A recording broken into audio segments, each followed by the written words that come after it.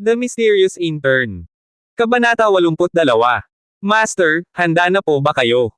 Sa tahimik na silid ng bilya, tiningnan ni Brian si Father Tang na nakahiga sa banig, hawak ang isang mahabang karayom sa kanyang kamay, ang kanyang ekspresyon ay bahagyang solemna at tunay. Dr. Brian, handa na ang matanda, itusok mo na lang. Ngumiti si Elder Tang na hindi sumasang-ayon. Hindi siya sangayon kay Brian na tinatanong siya ng seryoso. Pagkatapos ng lahat ng mga taon na ito, bakit hindi siya naghirap? Natatakot ka ba sa napakaraming karayom? Sa ilang mga tahi lamang, ano pa ang kailangang ihanda? Bukod dito, hindi naman sa hindi niya naranasan ang pagtusok ni Brian. Bagaman medyo espesyal, hindi naman ito malaking bagay, at hindi man lang masakit. Nakita ang hitsura ni Grandpa Tang, hindi na gaanong nagsalita si Brian. Alam din niya na si Grandpa Tang ay isang pambihirang tao, ngunit hindi siya isang taong natatakot sa sakit, ngunit isang taong may napakatatag na pagpapasya. Kung hindi dahil sa matatag na pagpapasya, imposible para sa kanya na tiisin ang napakaraming taon ng sakit at pagdurusa hanggang sa lumitaw siya at gamutin siya. Sa kanyang pagtitig, ang kanyang ekspresyon ay nagkondense, at ang mahabang karayom sa kanyang kamay ay umiling, at ang mahabang karayom ay tumusok sa isang acupuncture point sa katawan ni Elder Tang. Kahit na hindi ito ang unang pagkakataon na nagbigay siya ng iniksyon kay Elder Tang, at ang huling proseso ng iniksyon ay perpekto, hindi pa rin naglakas loob si Brian na maging pabaya. Ito. At sa sandaling bumaril ang mahabang karayom ni Brian, patuloy siyang nakatayo sa tabi ni Old Man Tang, maingat na pinapanood ni Uncle Ken si Brian na gumamit ng karayom. Bigla, lumiit ang kanyang mga pupils, at lumaki ang kanyang mga mata. Bumangon siya at tumingin kay Brian na may isang pares ng mga mata, na parang nakakita siya ng multo. Ito ba ang hininga ng innate realm? Paano kaya ito posible? Siguro nagkakamali ako. Pagkatapos ng mahabang panahon, nakabawi si Uncle Ken mula sa walang katapusang pagkabigla, pagkatapos ay huminga siya ng malalim, ipinikit ang kanyang mga mata, at sinubukang pakalmayan ang kanyang isipan, same time na nararamdaman ang hininga ni Brian. Ang hininga ng innate realm. Ito talaga ang hininga ng innate realm. Sa loob lamang ng ilang sandali, muling binuksan ni Uncle Ken ang kanyang mga mata, isang pares ng mga mata na puno ng kawalan ng paniniwala at nakatitig kay Brian Kung mayroon siyang ilang pagdududa ngayon na naramdaman niyang nagkamali siya, sa pagkakataong ito, pinigil niya ang kanyang hininga at dinama ito ng seryoso, hindi siya magkakamali. Ang katawan ni Brian ay nagpapalabas ng aura ng innate realm sa katunayan. Bilang isang master ng innate realm, napakasensitibo niya sa aura ng innate realm, at hindi sinasadya ni Brian na itago siya sa panahon ng proseso ng paglalapat ng acupuncture, ngunit ganap na pinakawalan ng hininga, na napakadali. Naramdaman. Pero, paano kaya ito posible? Naramdaman lamang ni Uncle Ken na mayroong isang maunas na dagat sa kanyang puso, at ang kanyang mga mata ay halos hindi nahuhulog. Bagaman naramdaman niya na ang tunay na enerhiya ni Brian ay napakalakas noong nakaraang pagkakataon, dapat ay nahawakan niya ang innate threshold, ngunit ang paghawak sa threshold upang tunay na makapasok sa innate realm ay ganap na naiiba. Ang innate realm ay isang malaking threshold. Ang threshold na ito ay hindi ganoon kadaling ipasa. Ang hindi mabilang na mga martial arts master sa mundo ay hinaranggan ng threshold na ito. Kahit nahawakan mo ang threshold, at hindi mo ito maipasa habang buhay, mayroong hindi mabilang. Ang paghawak sa threshold ay nagsasabi lamang na naabot mo na ang gilid ng threshold. Kung gusto mong lumampas, kailangan mo pa ring malaman ang taas ng threshold, at kailangan mong makaipon ng sapat na lakas, at sa wakas ay maaari mong madaliin ang nakaraan. Ang pinto.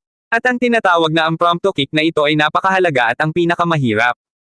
Hindi lamang nito kailangang makaipon ng sapat na kapal, ngunit nangangailangan din ito ng isang tiyak na pagkakataon. Hindi mabilang na mga tao ang naharang sa labas dahil hindi nila nagawang humakbang sa pintuan na ito, at inabot siya ng halos 10 taon upang formal na makapasok sa innate mula sa paghawak sa threshold hanggang sa paghakbang sa threshold. Ngunit ngayon, gaano nakatagal mula noong huling iniksyon? Wala pang isang buwan. Sa wala pang isang buwan, direktang pumasok si Brian sa innate realm. Hindi ito scientific, hindi ito umaayon sa sentido komun, at imposible lang. Ang estado ng pag-iisip ni Ginoong Kenshin bilang isang congenital master, sa sandaling ito ay nakaramdam din ng isang malaking epekto, ang buong tao ay natigilan. Hindi alam ni Brian na nang magbigay lamang siya ng 2 shot, nasindak na niya si Uncle Ken, ang congenital expert na nakapasok sa congenital realm, upang hindi siya makapagsalita. Ang kanyang atensyon ay ganap na nakatuon kay Tang. Ang matanda at ang paraan ng karayom sa itaas. Pagkatapos ng huling pagkakataon, seryosong binuod ni Brian ang proseso ng paglalapat ng karayom. Inisip niya ang lahat ng mga pakinabang at pagkalugi sa proseso ng paglalapat ng karayom. Bilang karagdagan, habang ang kanyang lakas ay sumisira sa panahong ito, nag-aalala siya tungkol sa hanay ng karayom na ito. Nagkaroon din siya ng bagong pag-unawa sa pamamaraan. Sa makatuwid, kung kailangan lamang niyang gawin ang acupuncture ng sunod-sunod, tulad ng huling pagkakataon, hindi ito mahirap para sa kanya, ngunit ang isa sa mga pinakamahiwagang aspeto ng hanay ng mga pamamaraan ng acupuncture na ito ay nakasalalay sa aplikasyon nito. Ang proseso ng acupuncture ay hindi kinakailangang static, kahit na para sa parehong sakit, maaari itong patuloy na mapabuti. Kung mas malalim ang pag-unawa sa acupuncture technique, at mas mahusay at maisla ng acupuncture technique, mas mahusay ang epekto. Sa proseso ng paglalapat ng acupuncture sa pagkakataong ito, sinubukan niyang isama ang ilang mga bagong pananaw sa proseso ng acupuncture upang makamit ang mas mahusay na mga resulta. Kaya hindi pa rin naglakas loob si Brian na maging pabaya tungkol kay Sihaw sa panahon ng proseso ng paglalapat ng karayom, lalo na ang bahagyang paggambala. Hindi napansin ni Ramontang sa tabi niya ang pagbabago sa ekspresyon ni Uncle Ken. Ang kanyang atensyon ay nasa kanyang lolo. Sa kanyang lakas, bagaman ang hininga ni Brian ay maaaring madama, ang kanyang hininga ay inihayag sa hininga ni Brian. Ang tunay na lakas ngunit hindi ito maramdaman. Para kay Father Tang, mas lalong hindi na kailangang sabihin. Sa simula, hindi man lang niya isinapuso ang mahahabang karayom ni Brian. Sa kanyang opinyon, ang gayong mahahabang karayom na kasing manipis ng buhok ng baka, kahit na ang buong karayom ay nakatusok sa katawan. Gaano kasakit at hindi komportable, at naramdaman niya na ito ang pangalawang iniksyon ni Brian, at kahit na talagang hindi komportable, hindi ito magiging mas hindi komportable kaysa sa unang pagkakataon. Ngunit ang hindi niya inaasahan ay tinusok lamang ni Brian ang 2 o 3 mahahabang karayom, at naramdaman na niyang medyo hindi niya ito kaya. Ang mahabang karayom ay hindi dahil sa sakit, ngunit isang manhid, makati na pakiramdam. Hindi siya estranghero sa pakiramdam na ito, naramdaman niya ito sa unang pagkakataon, ngunit ang intensity ng tingling sensation sa pagkakataong ito ay malayo sa maihahambing sa unang pagkakataon. Sa kabutihang palad, pagkatapos ng napakaraming taon ng pakikipaglaban sa sakit na dulot ng iba't ibang pinsala at pakikipaglaban sa kamatayan, ang kanyang pagpapasya ay hindi maihahambing sa ordinaryong mga tao pagkatapos ng lahat.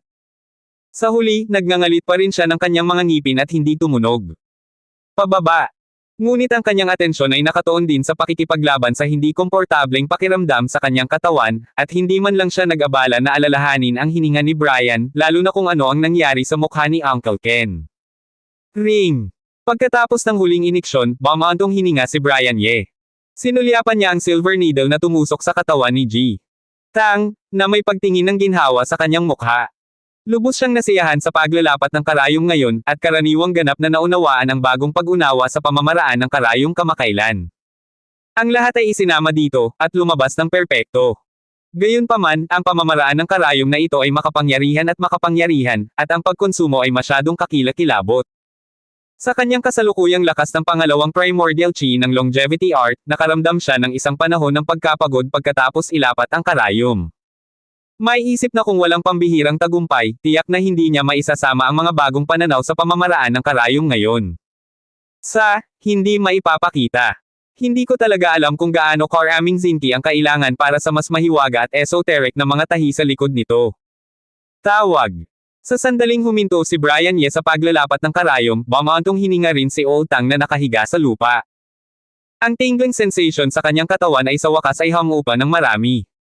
Sa wakas ay lumipas. Sinulyapan ni Elder Tang ang mga pinong karayom sa kanyang katawan, at isang mapait na ngiti ang sumilay sa kanyang mga mata. Hindi niya talaga inaasahan na madaliin niya mula sa ulan ng mga baril at bala sa buong buhay niya. Hindi niya alam kung gaano karaming pagdurusa ang dinanas niya at kung gaano karaming mga kasalanan ang dinanas niya. Sa totoo lang, isang araw ay itatapon ako ng ilang mahahabang karayom na kasing nipis ng buhok. Lolo, okay lang po ba kayo? Nang makitang huminto si Brian Ye, tiningnan ni Ramontang si Lolo nang may pag-aalala. Ako. Wala. Tumigil si Elder Tang saglit bago siya sumama. Old Tang, maghintay ka ng ilang sandali pagkatapos kong alisin ang karayom, maaaring pareho ito noong nakaraang pagkakataon, medyo hindi komportable, kaya magtiis ka ng kaunti. Ibinalik ni Brian Ye ang kanyang tingin kay Elder Tang na may ngiti sa kanyang mukha. Okay lang. Hindi pa rin komportable. Nang marinig ang mga salita ni Brian Ye, biglang nagbago ang mukha ni Old Tang, ngunit agad siyang naglabas ng isang nag-aatubiling ekspresyon. Matagal ko na itong daladala ngayon. Natatakot ka ba sa sandaling alisin ang karayom? Palihim na nagngangalit ng mga ngipin si Elder Tang. Elder Don, aalisin ko na ang karayom. Pagkatapos ng ilang minuto, pagkatapos magpahinga ng maikling pahinga, tiningnan ni Brian Ye, na nakabawi ng isang bakas ng sigla, si Grandpa Tang. Walang problema, maaari mo itong bunutin, Dr. Brian. Pagkatapos ng ilang minuto ng buffering, ang mukha ni G. Tang, na mas komportable na sa sandaling ito, ay bumuti rin ng marami. Hay! Sa sandaling hinayla lang ng kamay ni Brian Ye ang unang tahi, hindi napigilan ni Father Tang ang pagsisigaw, at isang tingling sensation na mas malakas kaysa dati, ang tumama sa kanya tulad ng isang alon. Ano? Sa sandaling ang pangalawa at pangatlong karayom ni Brian Ye ay hinayla ng sunod-sunod, hindi na nakontrol ni Grandpa Tang ang kanyang sarili, at hindi na malabanan ang tingling sensation ng mga alon pagkatapos ng isa pa, at dumagundong siya ng direkta. Ito. Nang makita ang exaggerated at kakaibang hitsura sa mukha ni Grandpa, tumingin muli si Ramon Tang kay Brian Ye. Okay lang, huwag kang mag-alala, G. Tang, ito ay isang normal na reaksyon pagkatapos ng iniksyon. Tiningnan ni Brian Ye ang ekspresyon ni Elder Tang, at isang pagtingin ng sorpresa ang sumilay sa kanyang mga mata. Hindi niya inaasahan na ang reaksyon ng iniksyon ay magiging napakabilis, lalo na si Elder Tang ay kikilos ng napaka-exaggerated. Nang marinig na sinabi ni Brian Ye na ito ay isang normal na reaksyon pagkatapos ng iniksyon, bumitaw rin si Ramon Tang. Pagkatapos ng lahat, naranasan na niya ito minsan noon, at mas madaling tanggapin sa pagkakataong ito. Ngunit sa paglipas ng panahon, ang pagdaing ni Grandpa Tang, sa halip na huminto, ay naging mas matindi. Hindi napigilan ni Ramon Tang ang pagpapakita ng pag-aalala at pagkabalisa muli, kahit na ginawa ito ni Grandpa noong nakaraang pagkakataon. Ang ganitong uri ng reaksyon, ngunit hindi pa ito naging napakatagal, bakit napakatagal nito sa pagkakataong ito? May mangyari kayang hindi inaasahan. Ilang beses, gusto ni Ramon Tang na tanungin muli si Brian Ye, ngunit sa huli ay naramdaman pa rin niya na tila hindi siya nagtitiwala sa tanong ni Brian Ye, kaya tiniis niya ito. Tiningnan ng tingin ni Brian Ye ang dumadaing na si Grandpa Tang, at isang pagtingin ng sorpresa ang sumilay sa kanyang mga mata. Hindi rin niya inaasahan na ang reaksyon ni Grandpa Tang ay tatagal ng napakatagal. Karaniwan, ang epekto ng paglalapat ng karayom ay dapat na mas masahol kaysa sa isang karayom. Kahit na mayroon siyang ilang mga bagong pananaw sa pagkakataong ito, nakagawa siya ng ilang pag-unlad sa ilang banayad na aspeto ng pamamaraan ng karayom, at mas banayad. Medyo, kaya ang epekto ng paglalapat ng karayom ay napabuti, ngunit dapat itong hindi bababa sa pareho ng unang pagkakataon. Paano tila higit pa sa unang pagkakataon? Hindi alam ni Brian Ye na noong binigay niya ang karayom noong nakaraang pagkakataon, hindi pa siya nakalusot sa innate realm, ngunit ngayon ay nakalusot na siya sa ikalawang yugto ng formula ng mahabang buhay, na pumapasok sa innate realm, innate true chi at nakuha ang true chi.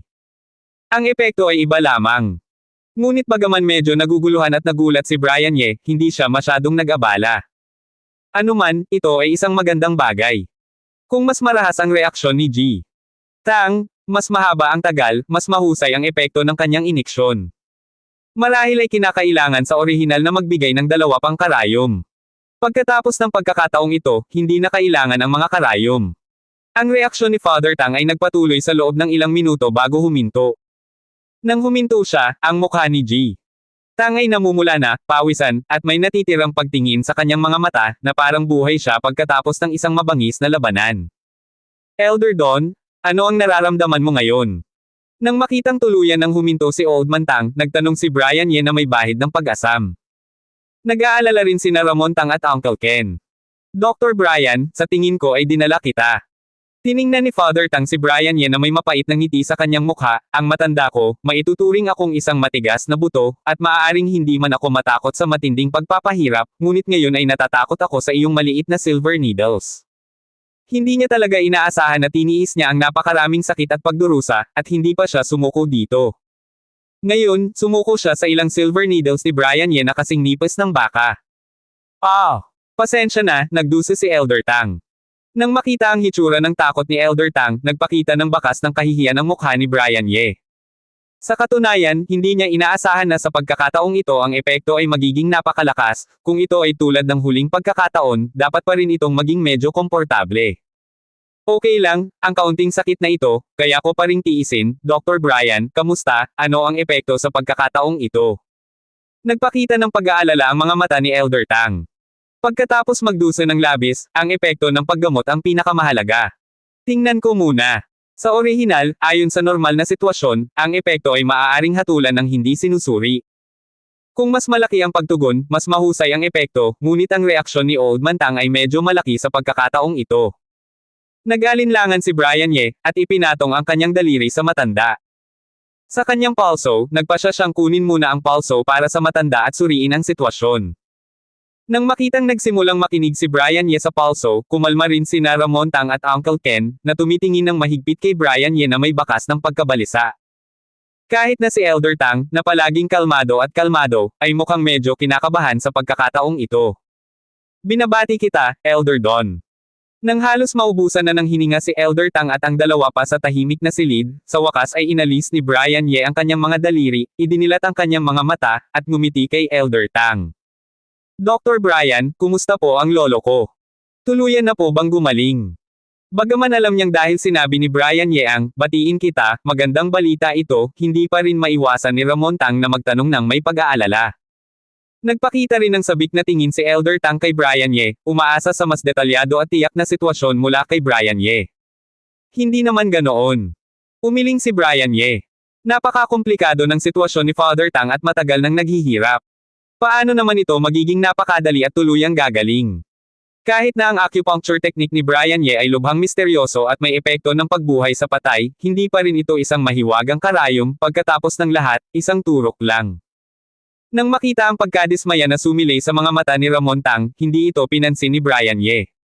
Ngumiti lang siya kay Elder Tang, bagaman hindi pa siya tuluyang gumaling, mas mahusay ang epekto ng turok na ito kaysa sa inaasahan. Kung kailangan pang ipagpatuloy ang turok, basta't ipagpatuloy na ipaalaga kay Ginoong Qin ng ilang panahon, hindi na dapat maging malaking problema ang tuluyang paggaling. Talaga. Nang marinig ang mga salita ni Brian Ye na hindi na kailangang magturok pa, biglang nagpakita ng kagalakan ang mukha ni Grandpa Tang. Talagang natakot siya sa pakiramdam ng magturok si Brian Ye kanina. Ang kagalakan na ang balita na hindi na kailangang magturok ay nalampasan pa ang kanyang kagalakan nang marinig niyang sinabi ni Brian Ye na maaari siyang gumaling. Dr. Brian, totoo po ba kayo? Nagpakita rin ng labis na kagalakan ang mga ekspresyon ni Ramon Tang at Uncle Ken sa kanilang mga mukha. Huwag kayong mag-alala, kung walang batayan, hindi ako magsasalita ng walang kabuluhan. Nang makita ang mga mukha ni Ramon Tang at ang iba pa na mukhang excited, nagpakita ng ngiti si Brian Ye.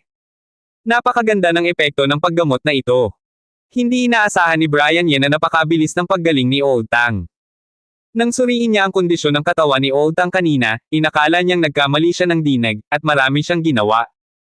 Muli niya itong pinakinggan at kinumpirma. Ito ang dahilan kung bakit matagal siyang nakinig sa pulso. Ang galing! Matapos matanggap ang tiyak na sagot ni Brian Ye, at makumpirma na inaasahang tuluyang gagaling ang katawan ni Lolo, tumalon si Ramon Tang sa tuwa. Hindi rin mapigilan ni Elder Tang ang kagalakan sa kanyang mga mata. Bagaman palagi niyang sinasabi na hindi na niya pinapansin ang buhay at kamatayan, ito ay dahil lamang sa matagal na siyang naghahanap ng medikal na paggamot sa loob ng maraming taon, at wala na siyang pag-asa sa paggaling. Ito ay isang uri ng self-regulation. Kung maaari siyang mabuhay ng malusog, sino ang gustong mamatay? Ano? Dr. Brian, salamat po. Tiningnan ni Elder Tang si Brian Ye at same time na nagpasalamat. Dr. Brian, salamat po. Inalis din ni Ramon Tang at Uncle Ken ang mga ekspresyon ng kagalakan sa kanilang mga mukha, same time na yumukod kay Brian Ye, at sinabi ng buong puso. Hindi lamang niya iniligtas ang buhay ni Father Tang, kundi ginawa rin siyang tuluyang gumaling. Si Brian Ye, para sa kanilang dalawa, para sa pamilya Tang, kahit na ito ay isang muling pagtatayo ng entong, hindi ito pagmamalabas. Huwag kayong maging ganyan. Ang paggamot sa mga sakit at pagliligtas ng mga tao. Ito ang dapat kong gawin. Bukod pa rito, binayaran ninyo ang konsultasyon. Hindi inaasahan ni Brian Ye na ganoon kaseryoso ang pasasalamat ng tatlo, at hindi niya mapigilan ang pagkabigla. Pagkatapos ng ilang sandali, nakabawi siya at mabilis na tinulungan sina Ramon Tang at Uncle Ken. Haha! Nang marinig si Brian Ye na nag-uusap tungkol sa bayad sa konsultasyon, hindi napigilan ni G. Tang ang ngumiti. Alam niyang binayaran ni Ramon Tang si Brian Ye ng 10 milyon sa simula. Para sa mga ordinaryong doktor, kahit na sa isang sikat na doktor, ang 10-10 milyon ay tiyak na hindi maliit na halaga. Maaari itong tiyak na ituring na isang napakamahal na bayad sa konsultasyon.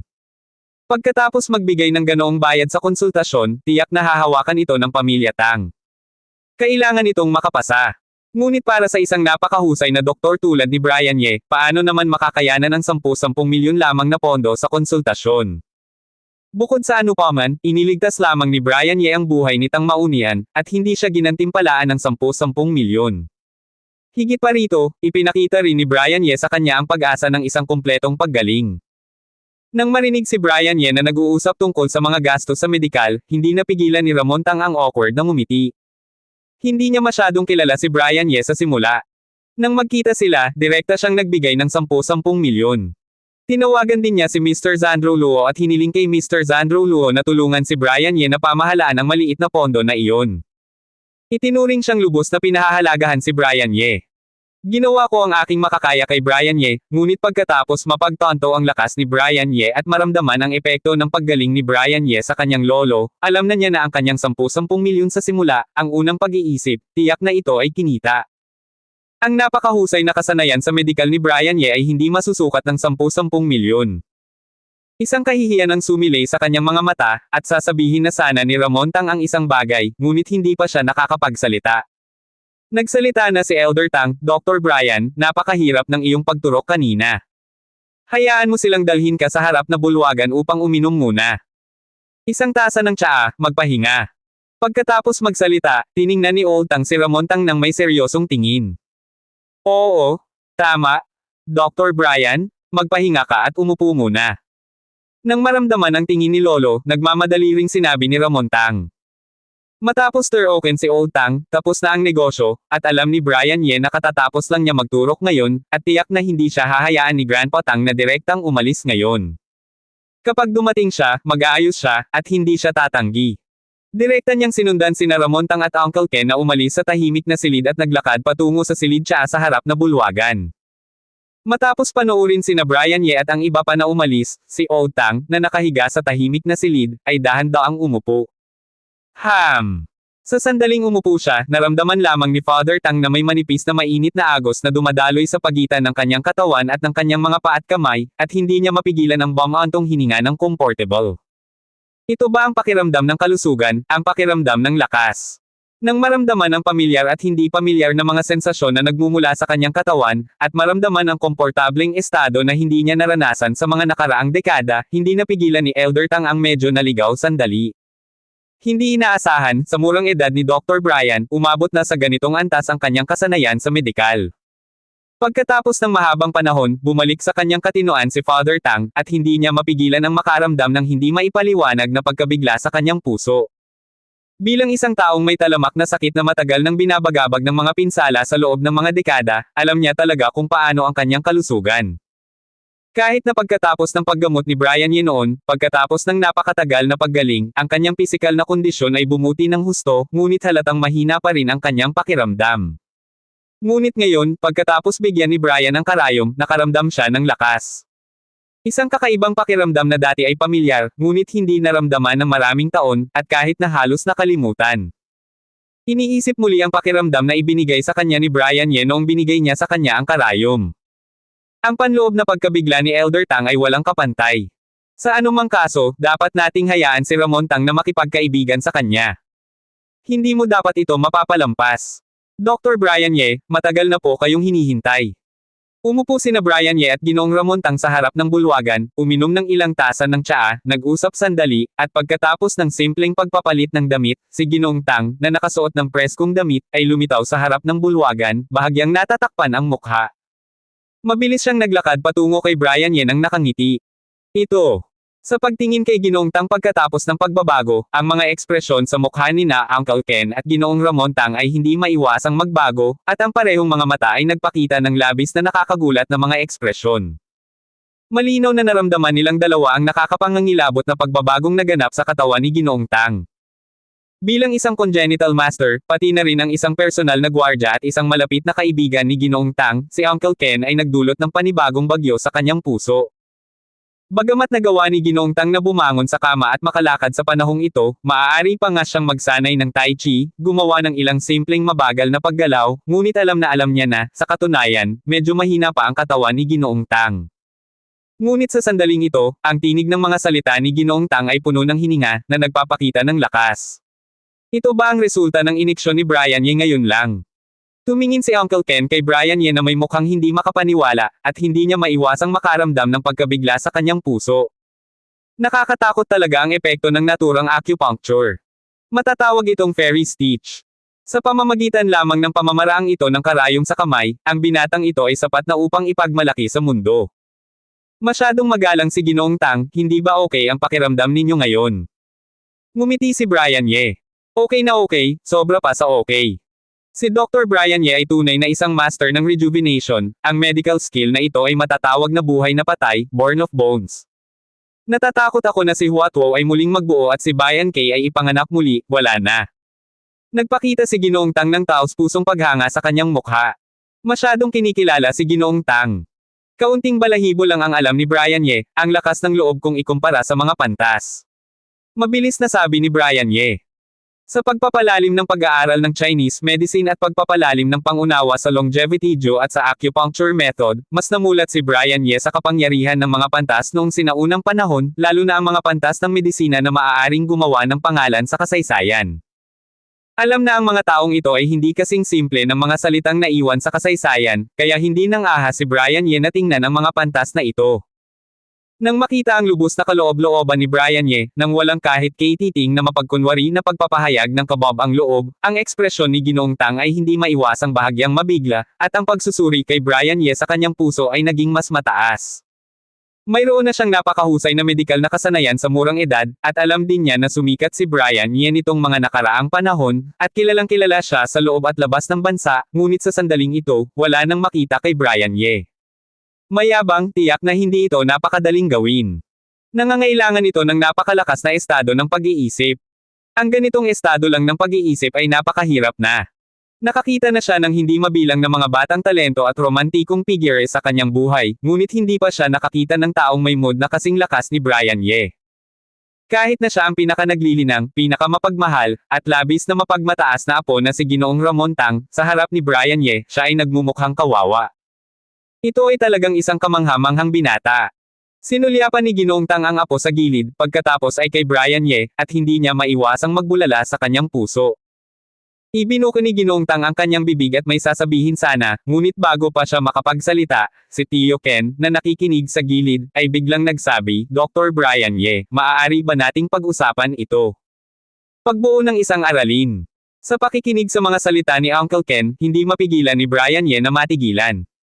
Sina Ginoong Tang at Ginoong Ramon Tang, na magsasalita na sana, ay hindi napigil ang tumahimik sandali, at tumingin kay Uncle Ken na may pagtataka sa kanilang mga mukha. Kung hindi ako nagkakamali, ang lakas ni Dr. Brian Ye ay dapat pumasok sa likas na kaharian, di ba? Ang mga mata ni Uncle Ken ay kumislap sa isang mainit na liwanag. Innate realm. Nang marinig ang mga salita ni Uncle Ken, wala pang sinasabi si Brian Ye. Parehong hindi napigilan ni Ginoong Tang at Ginoong Ramon Tang na umiling, sabay na nanlaki ang kanilang mga mata, at tumingin sila kay Uncle Ken na may hindi makapaniwalang tingin. Naramdaman nilang lahat kung mali ang narinig nila o mali ang sinabi ni Uncle Ken. Hindi ba sinabi ni Uncle Ken na kakahawak lang ni Brian Ye sa threshold ng innate realm last time? Bakit niya nasabi na muli siyang nakalusot sa likas na kaharian sa pagkakataong ito? Innate realm.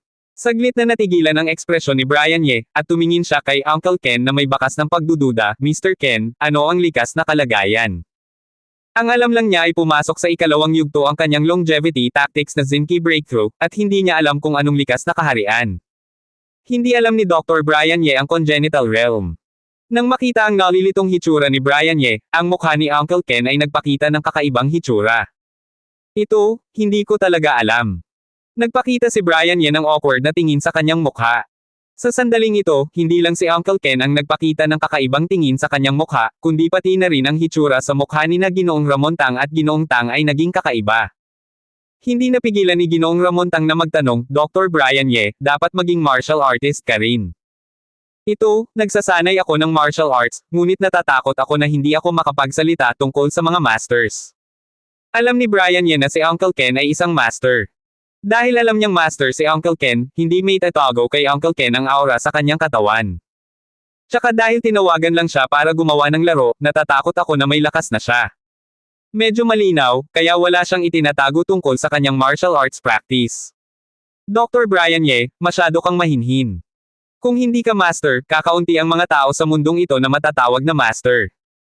Tumingin si Uncle Ken kay Brian Ye. Bagamat hindi niya alam kung bakit hindi alam ni Brian Ye ang likas na kaharian, hinding-hindi siya maaaring magkamali tungkol sa aura ng isang likas na Panginoon na kakahayag ni Brian Ye. Kung ang isang likas na master ay hindi isang master, mayroon pa ring iilan sa mundong ito. Master. Mr. Ken, masyado kang mataas ang tingin mo sa akin. Hindi inaasahan ni Brian Ye na magiging ganoon kataas ang pagsusuri ni Uncle Ken sa kanya, at natigilan siya sandali. Bagamat kakaunti ang pakikipag-ugnayan niya kay Uncle Ken, naramdaman niya siguro na ang Uncle Ken na ito ay hindi isang taong basta-basta pumupuri sa iba, lalo pa ang uri ng tao na bumati ng pambobola ng kusa at sinampal ang kanyang kabayo. Ang mga mukha ni na Ginoong Ramon Tang at Ginoong Tang sa gilid ay nagpakita rin ng labis na pagkagulat na mga ekspresyon. Walang gaanong alam si Brian Ye tungkol kay Uncle Ken, ngunit kilalang kilala nila si Uncle Ken. Si Uncle Ken ay hindi madaling mambola sa iba, ngunit hindi siya nambobola sa iba, lalo na sa paraan ng martial arts. Sa daan patungo sa martial arts, kakaunti lang ang maaaring makakita ng mga mata ni Uncle Ken. Dahil kilala nila si Uncle Ken sa loob ng maraming taon, hindi pa nila nakitang pinupuri ni Uncle Ken ang isang tao ng ganoon kaseryoso. Ito ba si Dr. Brian Ye ay talagang isang master ng innate realm? Bagamat kapwa nila naramdaman na ang ideyang ito ay katawa-tawa, pareho silang hindi maaaring magkaroon ng ideyang ito sa sandaling ito.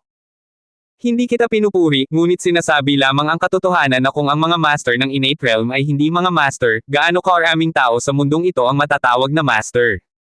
Seryosong tiningnan ni Uncle Ken si Brian Ye. Nakikinig kay Uncle Ken na binanggit muli ang innate realm, at iginiit na siya ay master ng innate realm, hindi naiwasang magtanong ni Brian Ye, Mr. Ken, maaari mo bang sabihin sa akin kung ano ang ibig sabihin ng innate realm? Dr. Brian, tinuruan ka ng martial arts. Hindi ba't ang master na nanguna sa iyo ay nagturo sa iyo tungkol sa mga hangganan ng pagsasanay sa martial arts? Nang makitang nagtanong muli si Brian Ye tungkol sa congenital realm, at ang hitsura sa kanyang mukha ay tila hindi peke, at tila hindi niya talaga alam ang congenital realm, isang kakaibang tingin ang muling sumilay sa mukha ni Uncle Ken. Hindi. Umiling si Brian Ye. Bagamat pinipilit siya ng matanda na magsanay ng martial arts, hindi niya ito masyadong kinakausap tungkol sa pagsasanay sa martial arts, at hindi pa siya naging interesado sa martial arts noon, kaya hindi siya nagkusa na tanungin ang matanda tungkol sa sitwasyon. Sa oras na interesado siya sa pagsasanay sa martial arts at nagsimulang magsanay ng desperadong, na aksidente na ang matanda. Dr. Brian, ang pagsasanay sa martial arts ay may tatlong kaharian. Ang unang kaharian, tinatawag namin itong Hautian Realm, na kilala rin bilang Entry Realm. Sa kaharian na ito ay pangunahin sa pagpapakintab ng mga buto at buto. Karamihan sa mga martial artist ay nasa kaharian na ito. Ang pangalawang antas ay ang Congenital Realm. Matapos makapasok sa congenital, ang paghinga ay bumabalik sa aking katawan. Si Uncle Ken ay nagsimulang dahan-daang magsalita tungkol sa triple realm ng martial arts, pagkatapos na makapasok sa likas, matatawag natin itong isang tunay na master. Ang mga masters ng realm na ito ay makapangyarihan at dominanti, at hindi sila ang kaya ng acquired masters.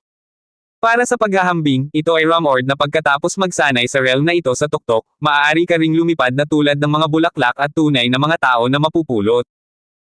Triple level, panlabas na pagsasanay ng mga kalamnan at buto, o kahit isang hininga ng panloob na pagsasanay, ay maaaring sa pamamagitan ng kasipagan, sa pamamagitan ng pagsusumikap upang maipon, upang makagawa ng mga tagumpay, ngunit mula sa nakuha hanggang sa likas, ito ay tulad ng isang natural na moat, ito ay hindi lamang nakakamit sa pamamagitan ng kasipagan, ngunit nangangailangan din ng akumulasyon at pambihirang tagumpay ng pagkakataon at kalooban. Ang ikatlong antas ay ang transcendent na kaharian. Gaya ng ipinahihiwatig ng pangalan, ang mga mandirigma na lumalabag sa kaharian na ito ay transcendental na. Sa mata ng mga mortal, ang kaharian na ito ay parang isang Diyos, at ang mga ordinaryong baril at bala ay hindi makakasakit sa isa't isa. Libu-libong tropa, sa gitna ng ulan ng mga baril at bala, ang pag-agaw sa unang antas ng realm. Ito ay parang sinusubukang humanap ng isang bagay na hindi pa naririnig. Sa nakalipas na 100 taon, ang kaharian na ito ay halos masasabi at maalamat. Ang ikaapat na antas. Natigilan si Brian Ye. Hindi ba sinabi ni Uncle Ken ang triple state of martial arts? Bakit muling lumitaw ang ikaapat na yugto? Ang ikaapat na antas ay ang kaharian ng pagsira sa walang bisa. Nabalitaan na ang mga Panginoon ng kaharian na ito ay maaaring basagin ng walang bisa. Casual na sabi ni Uncle Ken, pagkatapos ay umiling, gayunpaman, sa loob ng daan-daang taon, walang nakarinig tungkol sa pagkakaroon ng ganitong antas ng mga master, kaya ngayon ang mga martial arts masters ay halos sumang-ayon na maaaring ito ay isang hindi pag-iral na inisip ng mga sinaunang tao. Ang kaharian nito ay hindi nakasama sa larangan ng martial arts. Kaharian. Malinaw na hindi naniniwala si Uncle Ken sa pagkakaroon ng kaharian na ito, at pagkatapos ng ilang simpleng salita, huminto siya sa pagsasabi pa, at nang magsalita siya, malinaw na nakita ng kanyang mga mata ang hindi makapaniwalang hitsura. Nasira. Maaari bang masira ang kawalan? Hindi nakakagulat na ang lahat ay hindi naniniwala sa pagkakaroon ng antas na ito. Masyadong katawa-tawa at katawa-tawa. Gaano man kalakas ang kapangyarihan ng isang tao, paano nito masisira ang kawalan? Sa pakikinig sa mga salita ni Uncle Ken, hindi mapigilan ni Brian Ye na matigilan, na para bang narinig niya ang mga kwento ng langit, at umiling ng palihim. Hindi pa rin maintindihan, at hindi makapaniwala sa pagkakaroon ng tinatawag na broken void. Ano ang walang laman? Paano masisira ang kapangyarihan ng tao? Kung hindi dahil dito mula kay Uncle Ken, at alam niyang isang ang master si Uncle Ken, iisipin pa ni Brian Ye na isa itong haka-haka na gawa sa pelikula o nobela ng martial arts. Hindi pa banggitin ang sirang kawalan na ito, maging ang ikatlong transcendent na kaharian ng martial arts, ito ay medyo lampas na sa imahinasyon ni Brian Ye. Hindi takot sa baril at bala. Kunin ang unang ranggo sa mga bala. Gaano ito kalakas at kakilakilabot? Dahil nasa larangan ng digmaan sa loob ng maraming taon, alam ni Brian Ye kung gaano kalakas ang mga bala ng baril. Kahit na ang pinakakaraniwang bala na pinaputok mula sa isang pistol, ang lakas ng pagtagos nito ay hindi mas mababa kaysa sa lalaking nakaitim ng Blue Dragon Guild noong siya ay namamatay. Ang huling tumama ng buong lakas. Tungkol naman sa mas nakamamatay na sniper rifles at ilang mas advanced na mga baril, hindi na masasabi na ang lakas ng pagtagos ng bawat bala ay lubhang nakakatakot, kahit na ang lakas ng matanda ay napakalakas sa larangan ng digmaan. Lahat sila ay maingat, hindi nangangahas na maging pabaya, kahit na ang mga mahahalagang bahagi ng katawan ay nakasuot ng bulletproof vests anumang oras, hindi sila nangangahas na pumunta sa anumang mga bala. Sa kasalukuyang lakas at utak ni Brian Ye, imposibleng isipin kung gaano kakilakilabot ang pangatlong master na humampa sa ulan ng mga bala. Sa palagay ko, alamat lamang ang ikaapat na antas. Marahil ay wala talaga ito. Pakinggan na lang ang mga kwento at huwag nang masyadong intindihin. Ang isang Panginoon sa ikatlong antas ay kahanga-hanga na. Hindi ko rin alam kung totoong umiiral ito o hindi. Ngunit dahil hindi pa ito nagpakita sa napakaraming taon, masasabi kong nananatili itong palaisipan. Nang mabanggit ang tungkol sa Panginoon ng ikatlong antas, bakas ang panghihinayang sa mukha ni Uncle Ken. Tito Ken, hindi mo ba sinabi na sa ilang sekta ng ermitanyo, maaaring mayroong pangatlong antas na master? Nang makita ang pagkawala at panghihinayang sa mukha ni Uncle Ken, hindi mapigilan ni Ramon Tang na maging tapat. Ngunit sa napakaraming taon, sino ang nakakita ng pagkakaroon ng sekta ng ermitanyo? Ngumiti ng mapait si Tito Ken. Nang siya ay nagsasalita, tumingin siya kay Brian Ye at bumantong hininga, siguro ang mga sekta ng ermitanyo ay nalubog na sa kasaysayan at wala na. Sumulyap din sina Ramon Tang at Old Tang kay Brian Ye, tumahimik ang kanilang mga ekspresyon. Alam nila ang ibig sabihin ni Uncle Ken. Sa simula, inakala nila na si Brian Ye ang mana ng isang hermit medical school o pamilya. Kung ganito ang kaso, baka makita nila ang mana ng hermit martial arts family at ng pamilya. Ngunit sa paghusga mula sa kasalukuyang sitwasyon, ang posibilidad ng mana ni Brian Ye mula sa mundo ay hindi na dapat umiral. Kung si Brian Ye ay minana mula sa nakaraan, paano siya pupunta upang matuto ng Western medicine at maging isang eksperto sa Western medicine? Paanong hindi mo alam ang common sense ng martial arts triple realm? Kung ang pamana ng nakatagong mundo ay hindi umiiral, nangangahulugan ito na maaaring walang master ng transcendental na kaharian sa mundong ito. Walang transcendent realm master, na sa malaking lawak ay nangangahulugan na ang kaharian na ito ay maaaring wala na, o imposibleng maabot. Ito ay isang malaking dagok sa kumpiyansa para sa isang taong tulad ni Uncle Ken na naghahangad na ituloy ang tugatog ng martial arts at ituloy ang mga tagumpay. Hoy, bakit ako nag-aalala tungkol dito? Nasa maagang yugto pa lang ako ng katutubo, at malayo pa ito sa gitnang yugto ng pagiging katutubo. Para sa akin, ang ikatlong kaharian ay halos imposible para sa akin. May nakatagong pamana ba sa mundong ito? May mga pambihirang Panginoon man o wala ay walang kinalaman sa akin. Naramdaman ang pagbabago sa emosyon ni Ramon Tang at G. Tang, mabilis na nakabawi si Uncle Ken mula sa pagkawala at ngumiti, tumingin kay Brian Ye, si Dr. Brian, pumasok ka na sa likas na estado sa murang edad. Ang mga prospect ay walang limitasyon. Talaga bang nasira ni Dr. Brian ang likas na kaharian? Nang marinig ang mga salita ni Uncle Ken, ang mga titig ni Ramon Tang at Lolo at apo ni Tang, ay hindi maiwasang tumingin kay Brian Ye na may bakas ng hindi paniniwala. Naniniwala silang lahat sa lakas at pangitain ni Uncle Ken, at minsan o dalawang beses masasabing ito ay isang dulas ng dila, ngunit si Uncle Ken ay palaging sigurado na si Brian Ye ay isang natural na master, kaya dapat ay mayroon siyang ilang ebidensya. Mr. Ken? You mean? Nakapasok na ako sa innate realm. Hindi makapaniwalang tanong ni Brian Ye. Narinig na lang niya ang sinabi ni Uncle Ken. Mukhang hindi ganoon kadaling pasukin ang likas na kaharian na ito. Kakaunti lang ang makapasok. Nakatuntong na ba siya sa likas na kaharian? Napatingin din ang mga titig ng lolo at apo ni Tang kay Uncle Ken bigla. Hindi ako mali ang nabasa. Kung tutuusin mula sa hininga na ipinalabas lamang ni Dr. Ye, ito ay talagang isang likas na kaharian. Same time na tumango si Uncle Ken, kung hindi maniniwala si Dr. Ye, malalaman natin sa pamamagitan ng pagpunta sa open space sa pintuan. Maswerte akong nakalusot at nakapasok sa innate nitong mga nakaraang taon. Kung hindi nalampasan ni Dr. Ye ang innate, dapat imposibleng makayanan ang atake ko kung nasa sitwasyon ka. Oo, Dr. Ye. Malalaman mo sa pamamagitan ng paghahambing ng iyong sarili kay Uncle Ken. May hindi malulutas na distansya sa pagitan ng innate at acquired. Kung walang breakthrough, talagang imposibleng makipaglaban. Makakatiyak kang masusukat si Uncle Ken, kahit na hindi ka likas. Master, hindi ka rin sasaktan ni Uncle Ken. Bigla ring lumiwanag ang mga mata ni Ramon Tang. Ito, saka gusto ko sanang humingi ng payo kay Mr. Ken. Pagkaraan ng ilang sandali mag-alinlangan, nagpasya din si Brian Ye na tanggapin ang imbitasyon ni Uncle Ken, at makipag-usap sa kanya. Tungkol sa pagtukoy sa sarili niyang lakas, ang pakikipaglaro lang kay Uncle Ken ay hindi masamang bagay para sa kanya. Ang ganitong mga pagkakataon para sa mga nangungunang manlalaro na makipagkumpetensya at matuto ay hindi napakadaling makuha. Dr. Brian, gusto mo bang magpahinga? Paglakad niya papunta sa pinto, biglang may naalala si Mr. Ken. Tumingin siya kay Brian Ye na may bahagyang pag-aalala. Si Ramon Tang at ang iba pa ay hindi masyadong malinaw, ngunit mahina niyang naipasa ang sitwasyon ng ilapat ni Brian Ye ang karayom at may naramdaman sa paglalagay ng karayom ni Brian Ye. Ang prinsipyo, alam na si Brian Ye ay tila gumagamit ng acupuncture upang makamit ang layunin ng pagpapagaling ng mga sakit sa pamamagitan ng pagkonsumo ng tunay na chi sa katawan. Hindi na kailangan. Umiling si Brian Ye. Bagamat nakakonsumo siya ng marami ng enerhiya nang ibigay niya ang iniksyon kay Father Tang ngayon, pagkatapos ng panahong ito ng pahinga, ang totoong chi ng kanyang longevity formula ay naibalik ng ilang porsyento.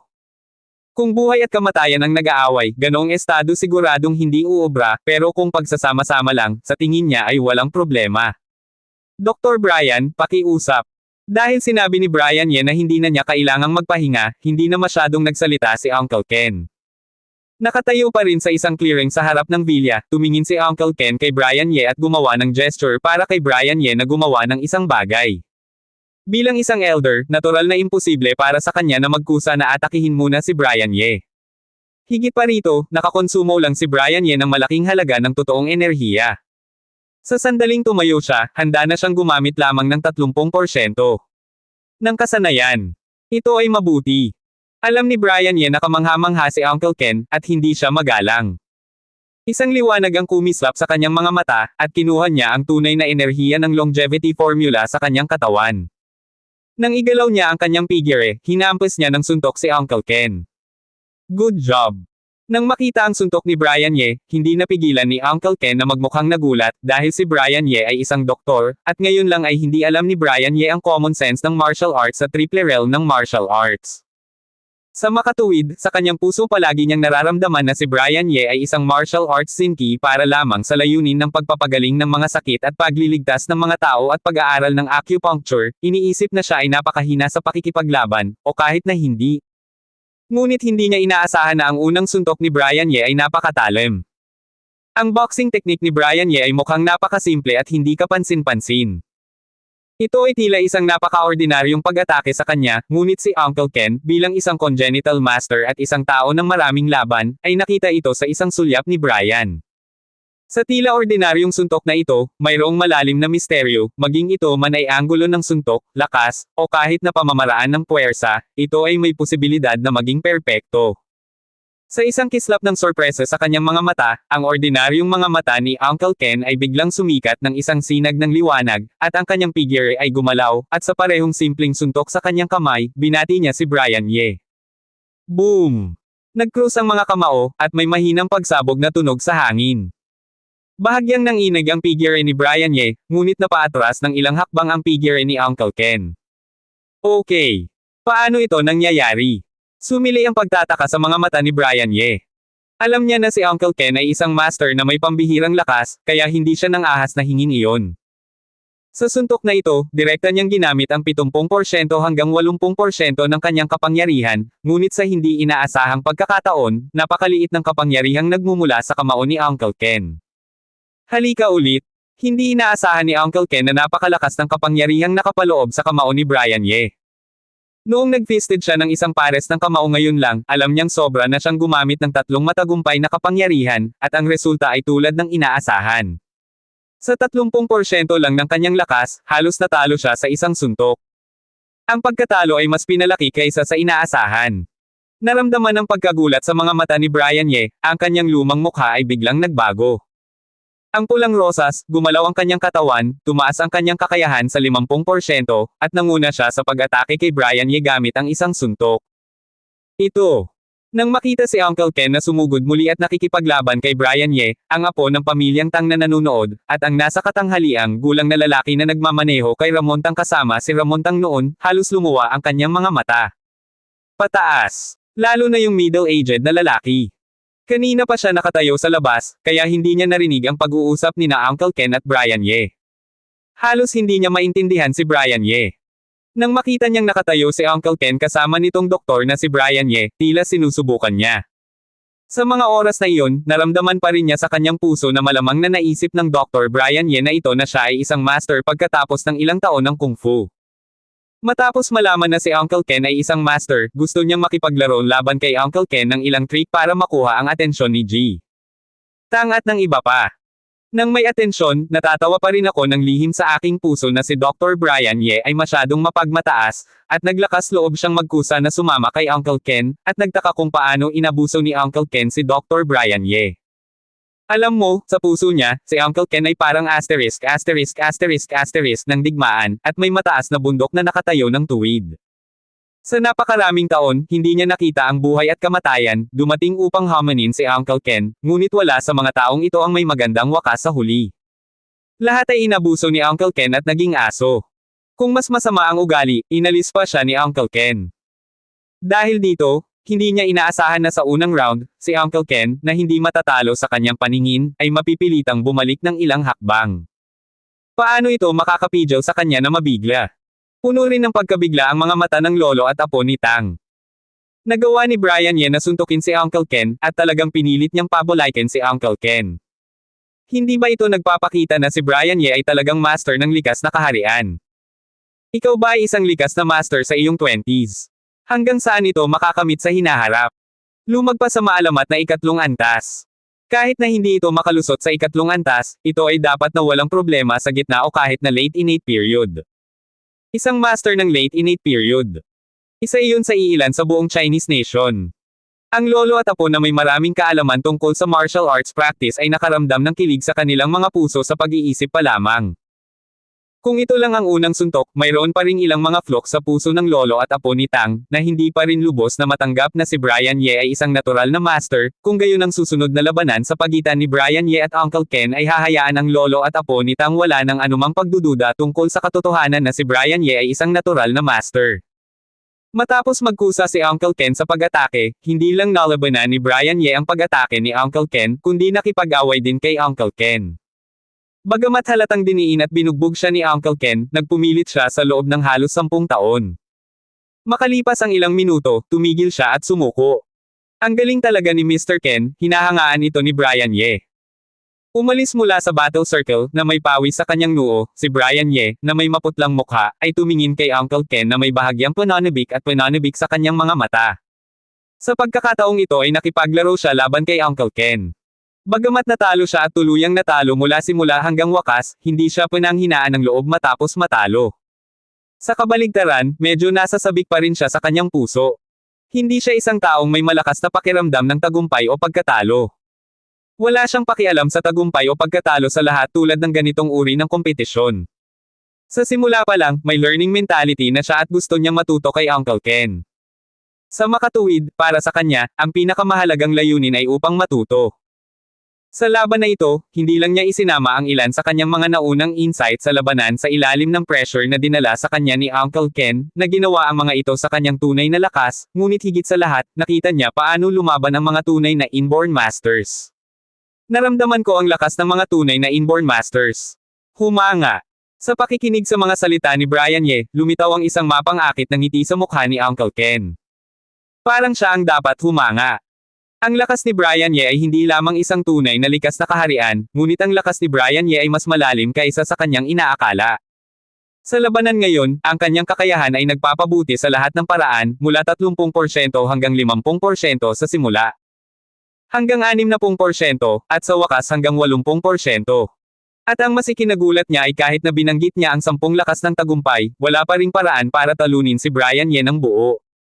Siya ay nasabit pa rin ni Brian Ye, at pagkatapos lamang ng 12 ng mga galaw ay sumuko si Brian Ye. Kung hindi dahil sa pagkonsumo ni Brian Ye ng marami sa proseso ng paglalagay ng karayom kay Father Tang, naramdaman pa niya na maaaring saktan siya ni Brian Ye ng 12 ng iba pang mga trick.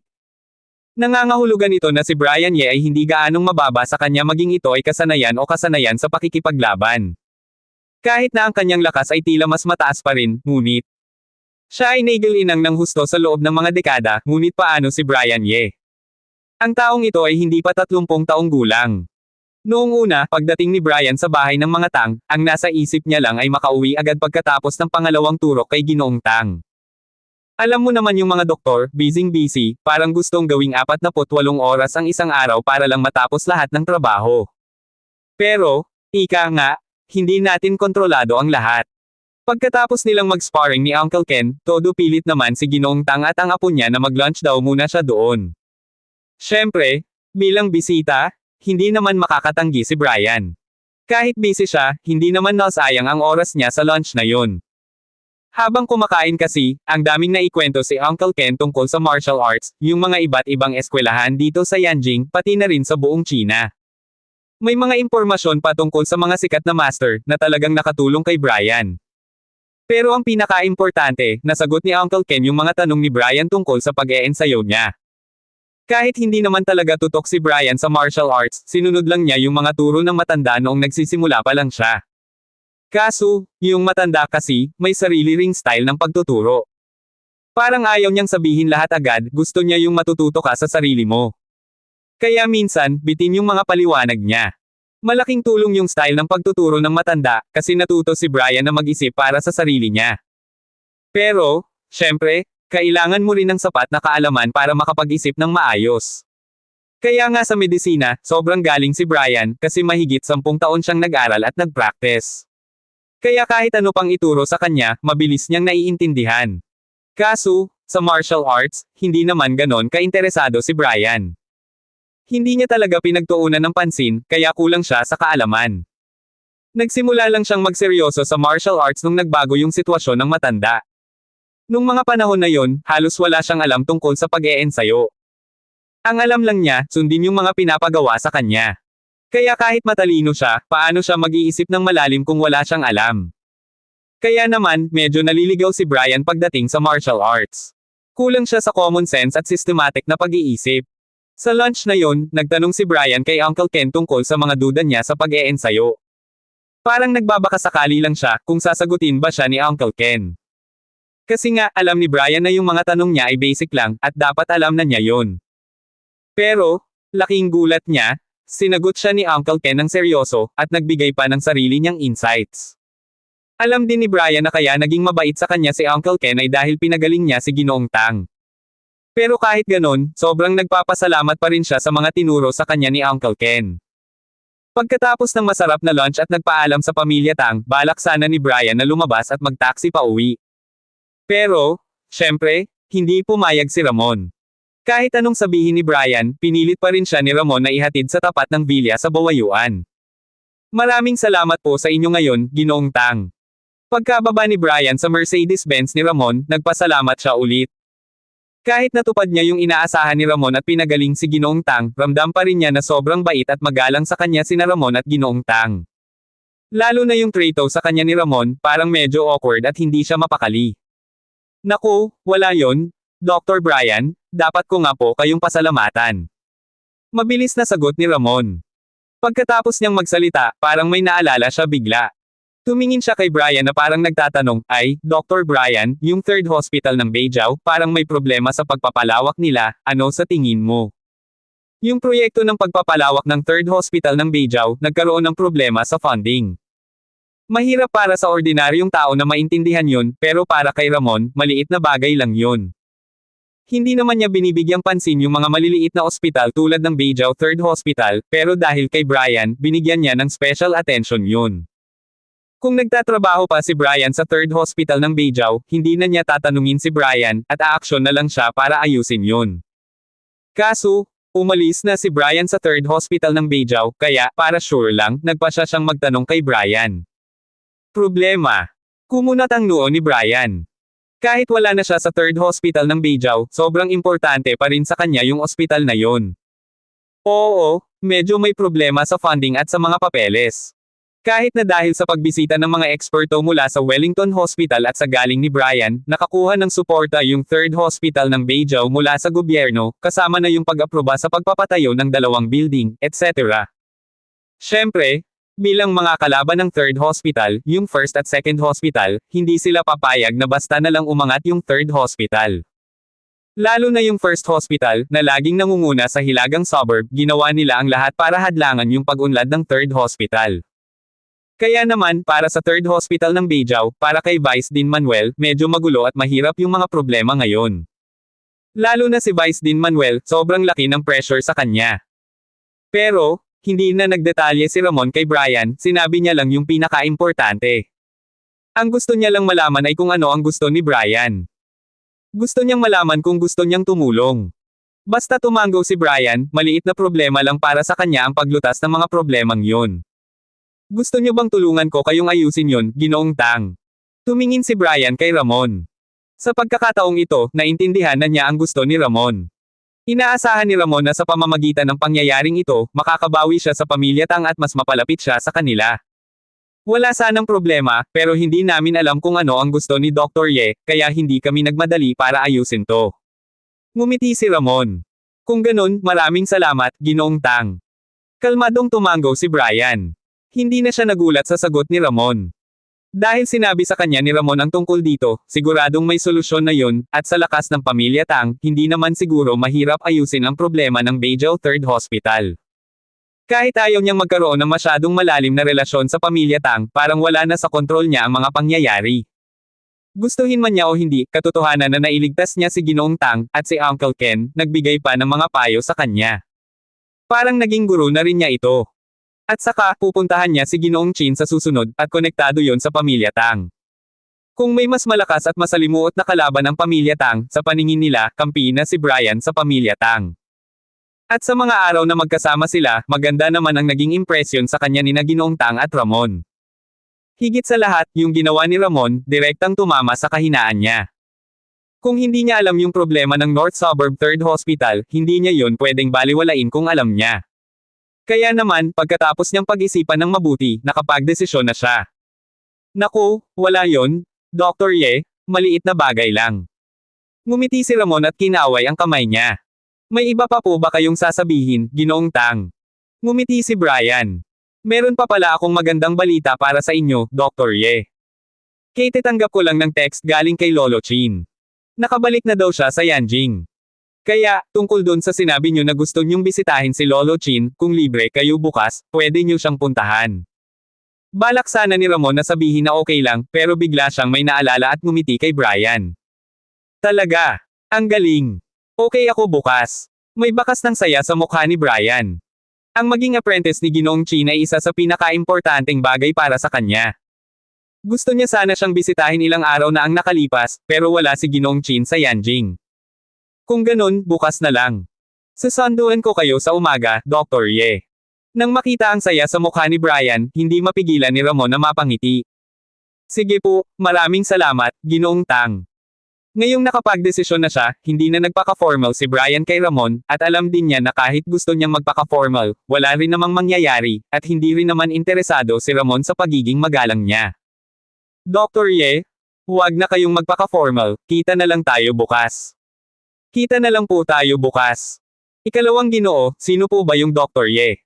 Nang makita niyang nawala na sa paningin niya si Brian, dahan-daang humandar ulit yung Mercedes-Benz, at hindi na mapigilan ng lalaking nasa driver's seat na tumingin kay Ramon. Kaninang umaga, sobrang nagulat siya sa Dr. Ye na yun. Hindi lang siya nakipaglaban kay Uncle Ken ng 12-dosenang atake, umalis pa siya ng walang kahit anong galos. At saka, kung si Ginoong Tang man o si Ginoong Ramon, sobrang bait nila kay Dr. Ye. Alam niya na sina Ramon at Ginoong Tang ay laging mabait sa doktor na gumagamot kay Ginoong Tang, pero parang sobra naman yung pagiging bait nila kay Dr. Ye, at parang may respeto pa si Ramon sa kanya. Sobrang weird ng feeling na yon, pero si Ramon, ang ikalawang anak ng pamilya Tang, ang tagapagmana na pinili ng matanda, parang nagpapakita ng respeto sa isang batang doktor. Hindi importante kung sino siya. Ang importante, tandaan mo na siya ang pinaka-importanteng bisita ng pamilya Tang. Ang makita siya sa susunod, parang nakita mo na rin ang lolo ko. Sobrang seryoso ng ekspresyon sa mga mata ni Ramon, at parang desidido talaga siya. Sinabi niya yun sa bodyguard niya at sa mga tauhan niya na nakaupo sa passenger seat, pati na rin sa sarili niya.